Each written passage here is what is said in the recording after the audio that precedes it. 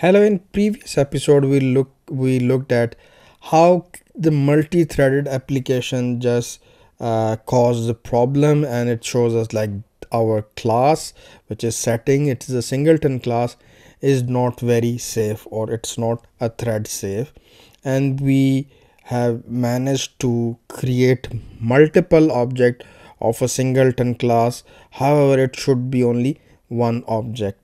So how can we fix this? In order to fix this in Java programming language, we have different ways.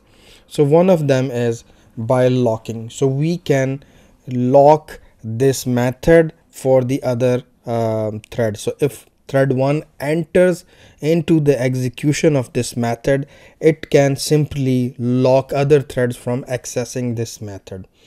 And once it has done with the execution and then come out of this method, it will unlock it, and the next thread will enter into this code block, and then the next, and then the next. So they will be standing in the queue, and one by one will get the access to this method.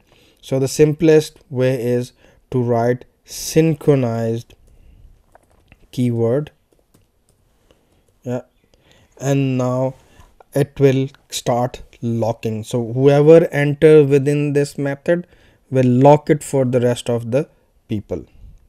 Okay, so let's run our application again. Yeah, we are able to manage to create only one object. So we force now all the threads to have the same object by locking it. I hope this makes sense. How it makes sense is when we say it is synchronized. When a thread enters in it, it will check if the instance is null. First time for the first thread, yes, it will be null. It will create the instance. It will then return the instance and will unlock this method for the next thread. Now the next thread enters to this method execution. It will check.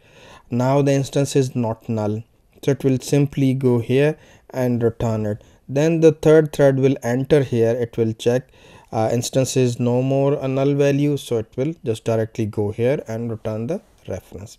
So that's how we just protected our simple class from being in order to create multiple instances. So do you think that this is the best solution? Yeah, it is the best solution because it is the thread safe, but it is not performance oriented.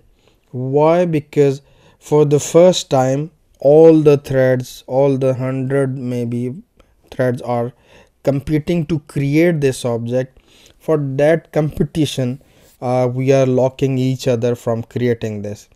But let's say they are not competing for the creation.